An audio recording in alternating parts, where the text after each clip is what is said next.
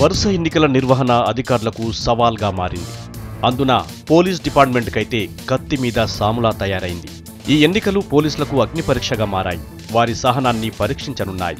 ఎన్నికలు ముగిసేదాకా ఎవరికీ సెలవులివ్వకూడదని ఉన్నతాధికారులు ఆదేశాలు జారీ చేశారు. సెలవులు లేకపోవడంతో ఇంట్లో శుభకార్యాలను కూడా పోలీస్ సిబ్బంది వాయిదా వేసుకోవాల్సిందే.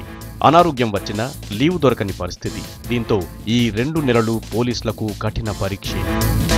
ఎన్నికల హడావుడి మొదలైనప్పటి నుంచి అడవుల్లో కూంబింగ్, పట్టణాల్లో గస్తీ, శివారు ప్రాంతాల్లో తనిఖీలతో పోలీసులు బిజీ అయిపోయారు. పోలింగ్ బూతుల వారీగా బాంబ్ స్క్వాడ్, మొబైల్ పార్టీలు, డాగ్ స్క్వాడ్లు, స్పెషల్ స్క్వాడ్లు, రూటు, జోనల్ స్క్వాడ్లు ఇలా ఎన్నో రకాల టీంలు ఎన్నికల నిర్వహణ ఏర్పాట్లలో నిమగ్నమై ఉన్నాయి.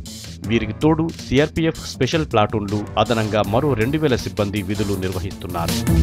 మావోయిస్ట్ ప్రభావిత ప్రాంతాల్లో ఎన్నికల నిర్వహణ కోసం ప్రత్యేక భద్రతా చర్యలు తీసుకుంటున్నారు పోలీసులు. కూంబింగ్లు జరుపుతూ చెక్ పోస్టులు ఏర్పాటు చేసి నిఘా పెట్టారు. ఎన్నికల్లో పోటీ చేసే అభ్యర్థుల రక్షణ కోసం వారిని అంటిపెట్టుకుని ఉండాల్సిన పరిస్థితి.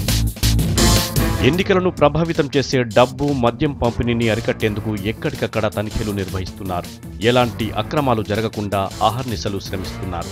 కుటుంబానికి దూరంగా, కనీసం కంటి మీద కునుకు లేకుండా పోలీసులు అష్టకష్టాలు పడుతున్నారు.